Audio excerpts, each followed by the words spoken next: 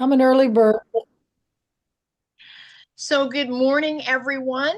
This is our Ohio Writers Guild call. And so today we're talking with Anne Goldberg, and she has written the most interesting book, and it's called Take This Phone and Shove It. It's a frustrated senior's guide to smartphones. And we were just saying how important this book is, but we're going to talk to her about her writing process and then also about the message in the book. But before we get started, I want to introduce myself. I'm Kathy Binner. I'm a passive income mentor. I'm all about freestyle living. And so I've always wanted to be a writer, and it took me a long time. Yeah, a lot of years. Now, I wrote often throughout those years, but I never decided to get published until recently. And we're going to talk to Sandy a little bit. Sandy is my co-host, my co-mod, and she is already published and has been for some time. And Anne, of course, is a published author. And Anne, is this your first book or is this several for No, you? this is the first. This is your first one. Okay. Okay. So I'm excited to hear about the writing process. Now, a lot of our listeners are brand new writers, maybe haven't been published yet. We have experience all over the map. Some have been and some have not been. But we get a lot of newbies that tap into these calls, and they're trying to figure out how they too can write and how they too can get published. So I do have an academy. It's under kathybinner.com. I am going to just type that in the chat, just kathybinner.com. If you go to kathybinner.com and scroll down, you will see that there is a course. It's kind of a high level overview, from a bird's eye view of the writing process. But we do have all kinds of help if you have more questions and you want to get involved in all the different aspects of getting published. Also, Sandy, and I'm going to let her talk about it for a little bit. She has a writer's workshop every year, and we took several of our folks to her workshop this past year, and they're now getting published. So I'm excited. And so anyway, that's what I have is the Academy.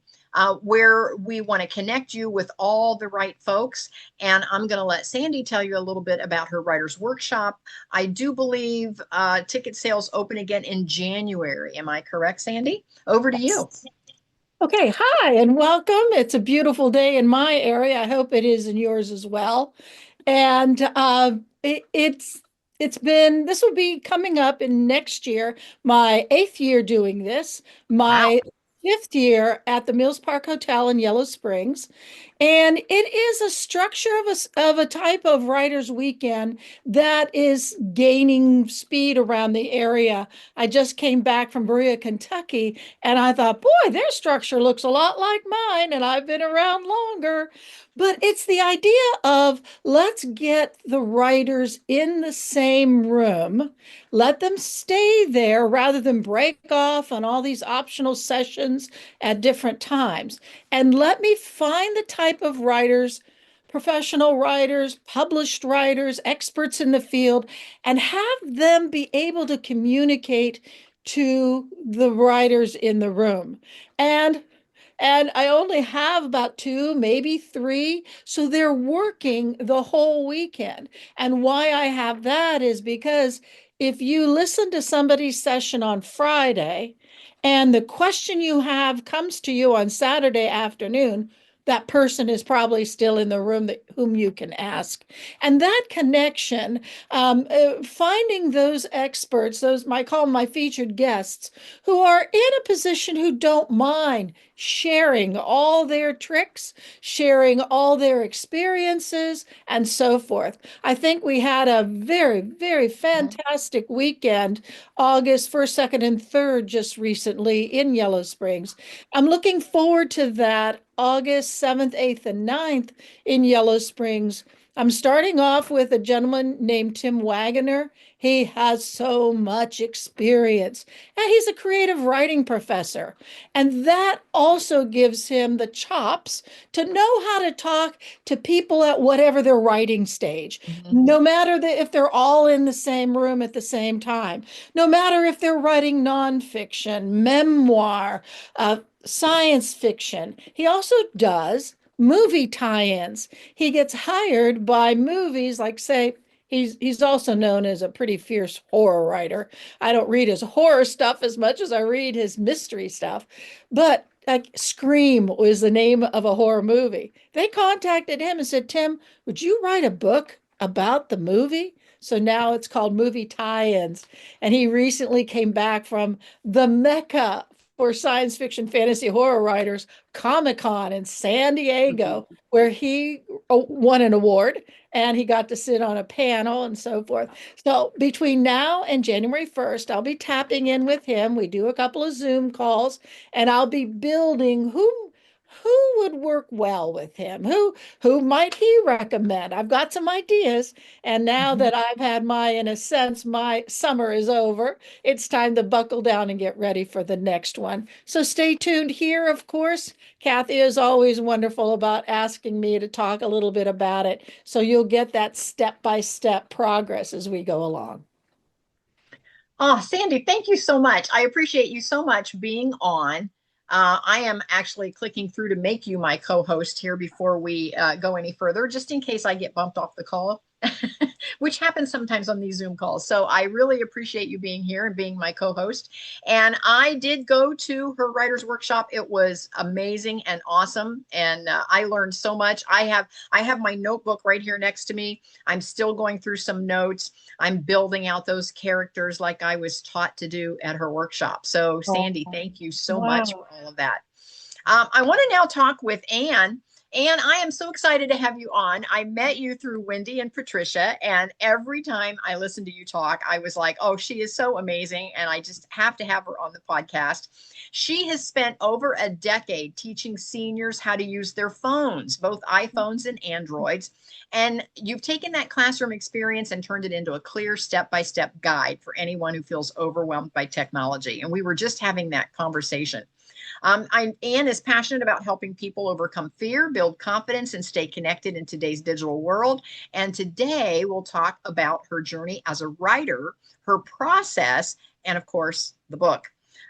So I want to start with talking about a writing process because a lot of our audience is they're wannabe authors. They want to get published, and again, they want to write. And I don't know how many people I talk to, and they go, "Someday I want to write a book. Someday," And the percentages of folks that actually write the book is so few compared to the folks that say that someday they want to write a book.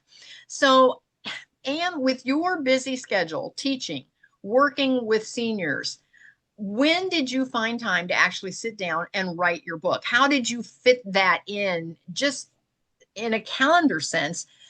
Do you have a favorite? Like, do you write in the mornings? Do you write at night after everybody else is in bed? What is your secret on how you actually had the time to write the book? I think for me, my process was a little bit different from many authors because I was compelled to write. And the backstory is about, I would say, sometime in early 2024, I started thinking the words in my head, write the book. Okay, okay. And I heard it and I said, okay, I know I have to write a book, but I'm not sure what the book is. I don't know my point of view. I know it's about smartphones, but I didn't have, I wasn't grounded in my message. And then my husband and I watched a free webinar from a book coach who said, Okay. get a great title. If your book has a great title, then you are ahead of the crowd. Even if your book's not that good, a great title will Okay. get attention. Okay, I put that somewhere in there. And then a few weeks later, I was talking with a friend of mine, talking about seniors and phones. And I said, yeah, they just want to take the phone and shove it. And I went, oh my God, that's my title.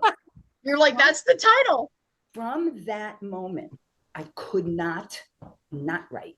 I had to write. All of a sudden, I understood the humor, the point of view. I'm aging myself. What does this mean to me? I hate it just like everybody else hates it. I just know how to use it. And all of a sudden, I was off and running. And when did I write? I would wake up in the morning and be compelled to sit down, and then my brain would get, I would stop and be, oh, I'm out of steam. So I would go for a walk, or I'd go to the Okay. pool. I live in Florida. I would go to the pool and swim. And in those quiet moments, all of a sudden, some inspiration would come. Oh, yeah, Good. that's the chapter. Oh, right, that's what. And I'd get out of the pool quickly or run home and sit down again, and boom, I was off and running. And that was pretty much how it went for me. In fact, Okay. I was so compelled to write that I gave up clients. I didn't want Oh to, my. I wanted to write. And I couldn't Wow. go back to teaching as much as I had been until those words were out on the paper. And then it was like a great exhale.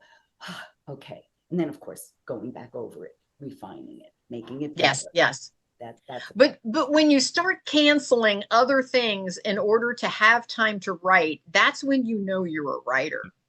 Yeah. That's when you know you are a writer. And you're definitely a writer. So so good for you. Now, many new authors, they struggle with the research. How much research went into your book before you started writing it, and what did that look like for you? Because as it's one thing on kind of knowing how to do something, but then, and again, your background's a teacher, I get that. um, but then to make it clear in written word sometimes takes some research on exactly how you're going to put that down on paper. How much research went into your book? 12 years of teaching. 12 years of teaching.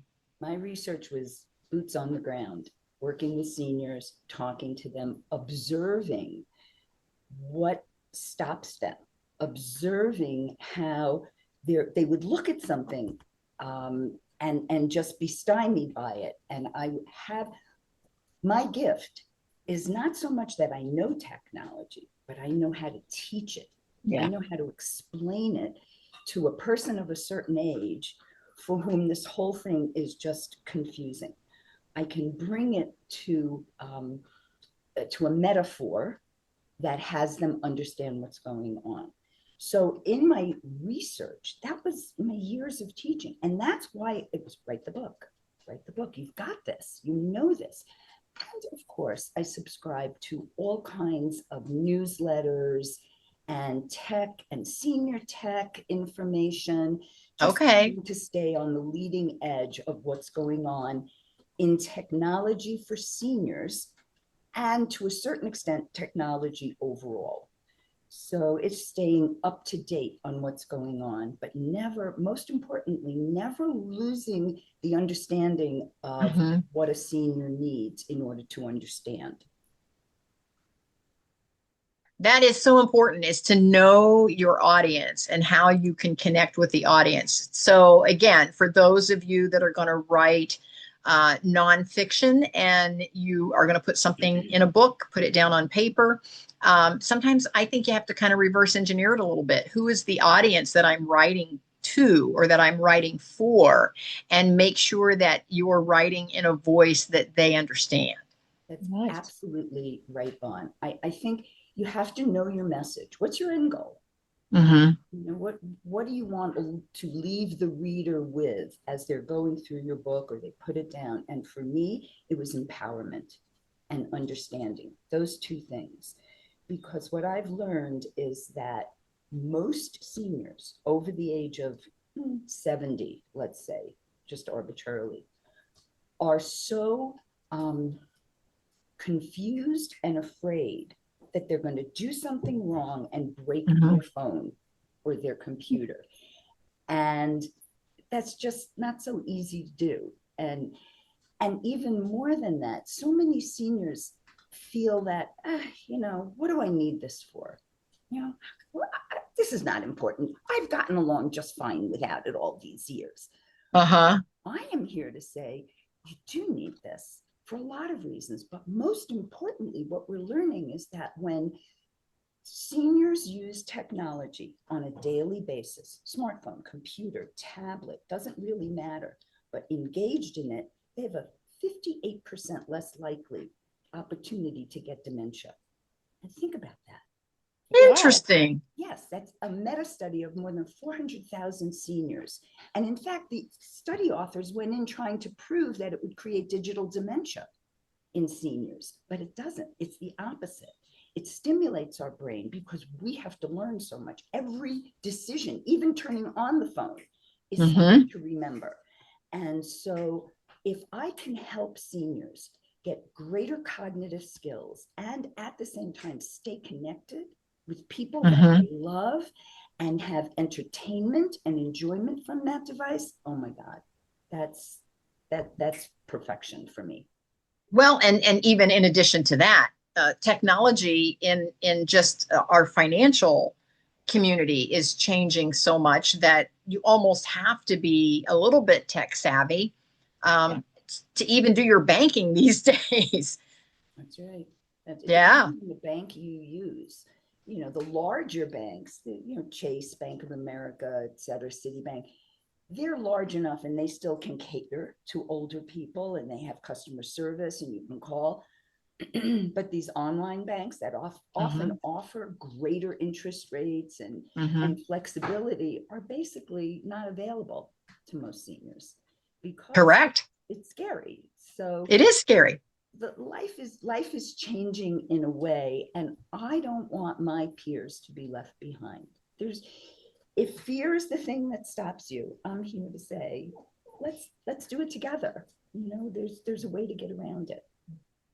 I love that. And I love your message. Did you ever hit a writer's block along the way? How did you push through that to keep writing? Sure. I would stop, walk away from my computer, and do something else. Just not even think about it. Often, as I said before, I'd either go for a walk or a swim, and that would just relax me and sort of open up those channels so that information could sort of percolate through me. Or sometimes I would just say, you know what, you're done for a little while, let it rest. And I would go and do whatever it was that I needed to do. Maybe it was teach a class or prepare for one of the few classes that I still kept. And then after a little break, something would inspire me, or I would just get, okay, I'm ready to tackle this again. Because so much of the book was so deeply technical with pictures and step by step that it was brain twisting to even write it. So there were times I just had to walk away. I don't see it clearly anymore. Just take a break. And then with a clear head, I was able to go back to it. But I think what I really want to say to any writer out there is that we get inspired. We just don't always realize that we are. A thought that comes into the head, just like write the book. If I had ignored that, I wouldn't be sitting here with you today. But I didn't ignore it. I was just like, I know, but I'm just not sure of my approach. I just don't know how I'm going to do it. But that all came to me just as time went on. And I was able to sit down and make it happen. I love that, which just is a perfect segue into my next question. So for you, what was harder? Was it getting the words on the page or organizing all of your teaching into a book format? Yeah, that one. That one. Okay. This is a hard book to write because it's basically 30% storytelling and 70% textbook. Okay. Book on smartphones for seniors, Android and iPhone. And so when you're writing a textbook, you can't leave out a little step. You know? And if it's something I know how to do, I would do it so fast and then read it back and go, wait a minute, you left out 3 steps there. So it's about just taking the time, listening to myself, and making sure that at any moment in time, if I felt overwhelmed, I turned off the computer and I walked away. I didn't push through it. I allowed for the process to happen. Okay. Okay. Well, now that the book is published, what advice would you give to someone listening who is writing their very first book? Love it. Love it. It's the most important thing, I think. You know, how interesting. Yeah. I'll share something funny. There's a podcast I listen to. Sometimes it's Julia Louis-Dreyfus, and she speaks to older women. It's called Wiser Than Me. It's a fabulous podcast. And she interviewed, oh my God, I'm going to not remember her name, the author Fran Lebowitz. Fran Lebowitz, really famous for her writing, but she hasn't written in decades. And in this interview, she was asked, and she goes, I hate writing. I hate it. I just hate it. I don't like to do it. How she sounds. Then in another segment, she interviewed Anne Lamott, who is a marvelous spiritually aware woman. She's incredible. And she talked about how she loved to sit and write, and the words would flow from her because she loved it. And that contrast was so fascinating to me, because if you're not loving it, that's a problem. And that's going to come across in the energy behind the book. So I would say you have to just really love it. And if you have an idea, play with it. And the first iteration may not be. I rewrote the opening chapter twice, over a period of 7 months, because I read it. It was great. And then I read it again. I went, no, that's not what I want. And that's okay. Just love it and be very connected with your end goal. What's the message? Who am I talking to? Those are the most important things, I think, that anybody who's preparing information for somebody else has to keep in mind. So powerful. And that advice is very powerful. Now, we're going to talk about the book a little bit. It covers both iPhones and Androids. How did you make sure it was easy for readers of either type of phone to follow along? I have an Android. I've been an Android girl forever. Mark has an iPhone. I sometimes am like, I don't even know how to answer this. How in the world could you combine those two? Because the operating systems are so different.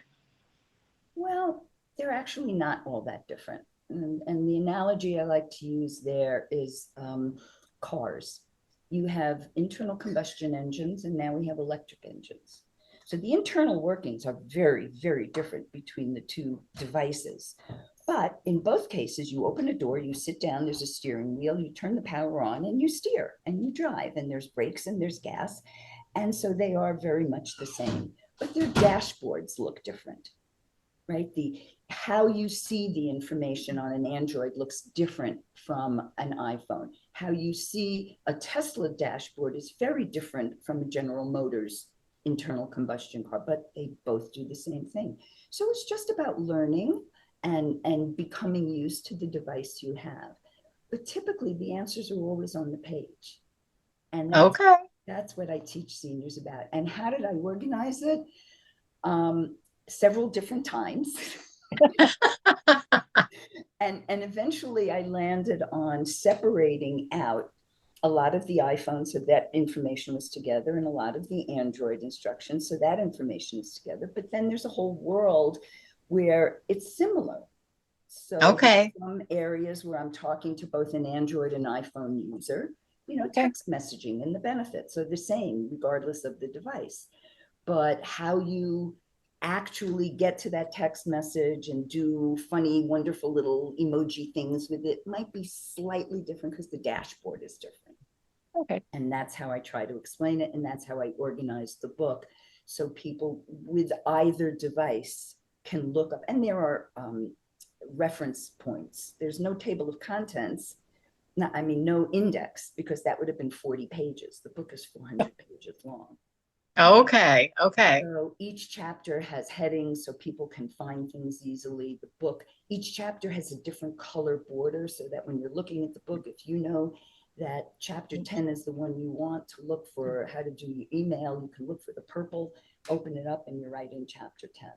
So we've tried to make it so that it's an easy reference book, so that you and your husband, if you're sitting there and he's having a problem on his iPhone and you don't know how to do it, or vice versa, the book will answer them both. Interesting. You mentioned that fear is often the biggest obstacle. How do you help your readers move past that fear and start to feel confident using their phones? Repetition.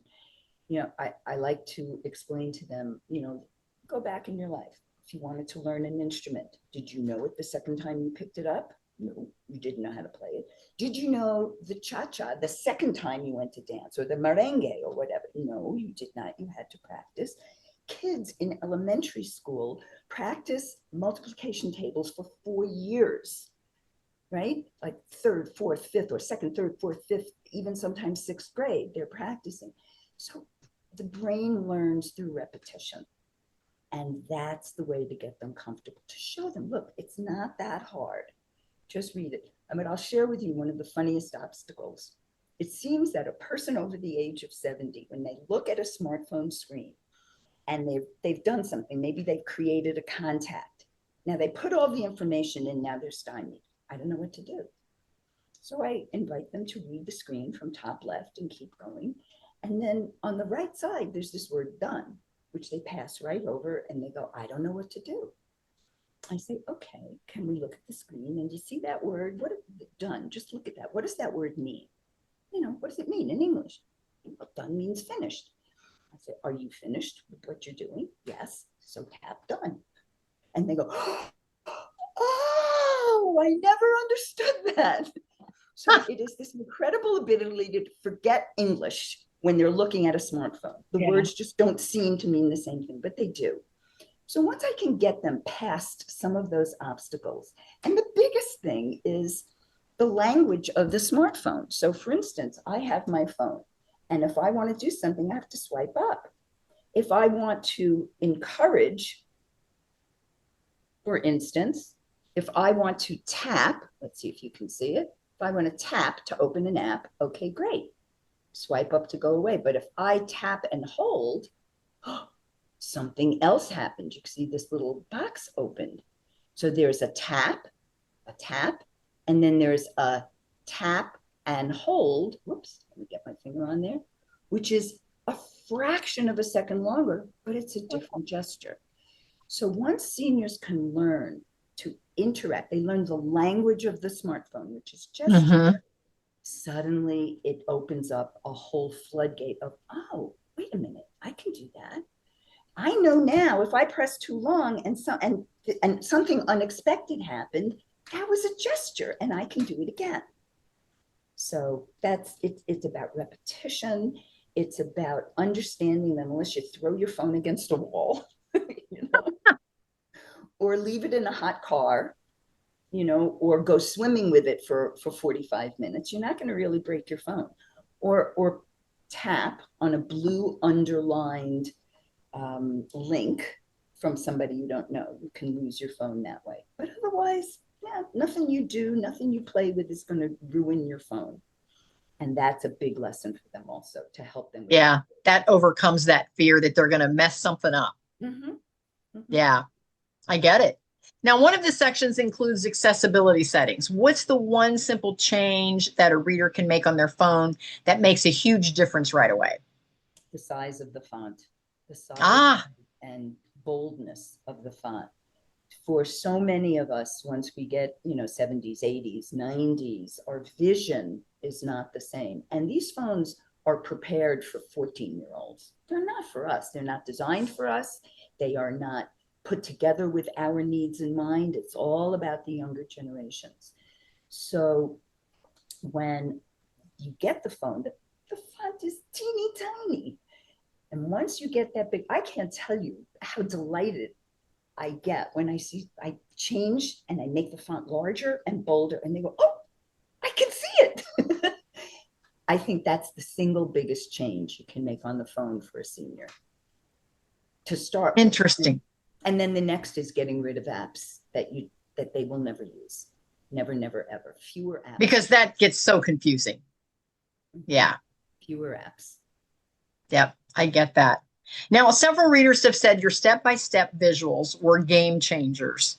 And can you share one example of a quick win from your book that surprised people? Yeah. And some veteran users on an iPhone.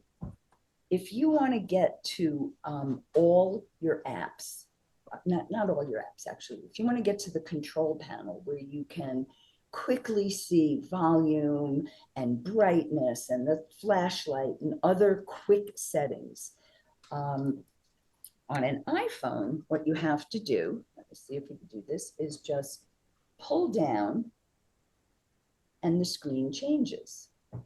And right now, this is my quick settings. swipe up, and I can pull down. It's hard to do when I'm not looking at it. Yeah. Here we are. In an Android, it's just the opposite. Instead of pulling down from a corner, in an Android, you swipe up. And by swiping up, not on an iPhone, but an Android, you see this whole other amount of information that you can work on. Or you can pull down, depends on the Android.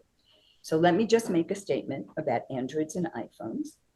iPhones are only made by Apple. There's nobody else who programs them, who designs software for them, who gets into the internal architecture of the phone other than Apple.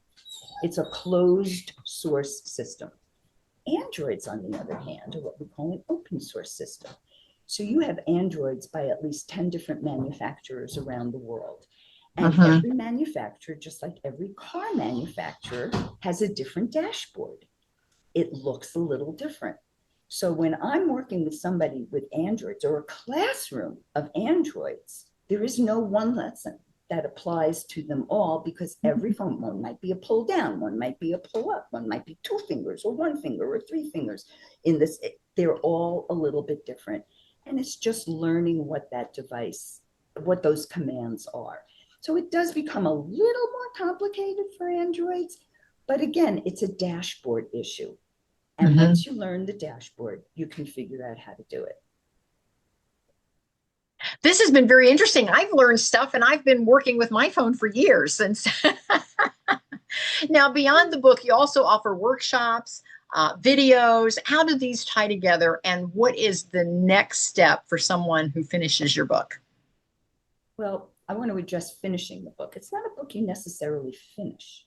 Okay. The story part of it, yes, but the teaching part, the textbook part, my goal is that this book be kept on the coffee table or nearby, so that when you're sitting and working on your phone, you go, I don't know how to do this with my email. You can open up to the chapter with the email, you can find your iPhone, Android, and there it is, step by step, how you're going to either write an email or attach a picture to it, or whatever, or send to more than one person.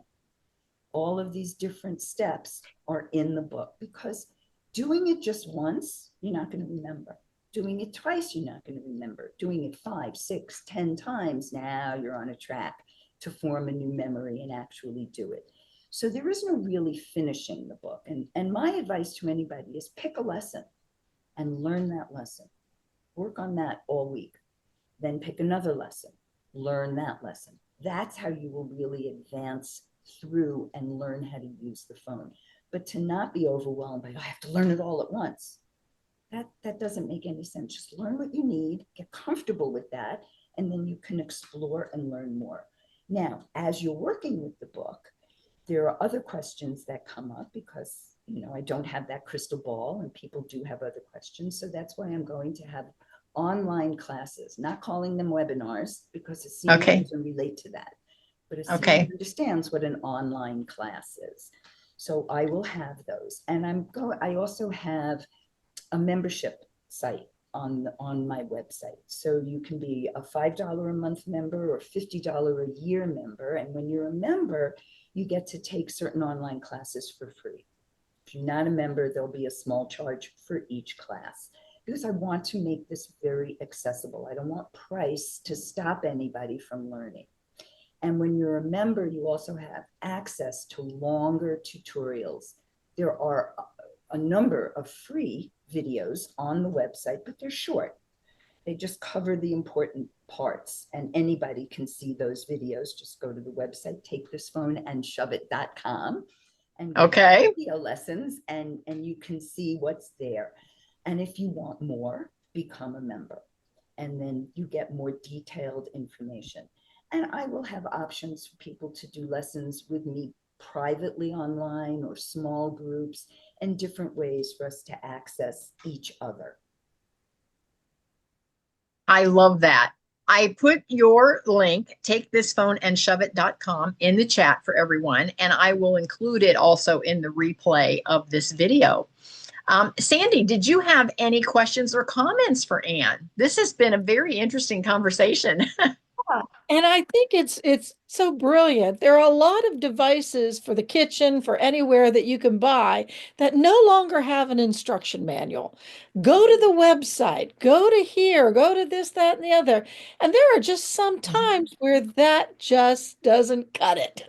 I want it right here physical. I want to open my drawer and see it. I want it sitting on the coffee table. And I think your title is great, perfect. Everybody, Mhm. no matter their age, has said something like that once, at least once, and with a little more colorful language once in a while. But that's the That intent. was me.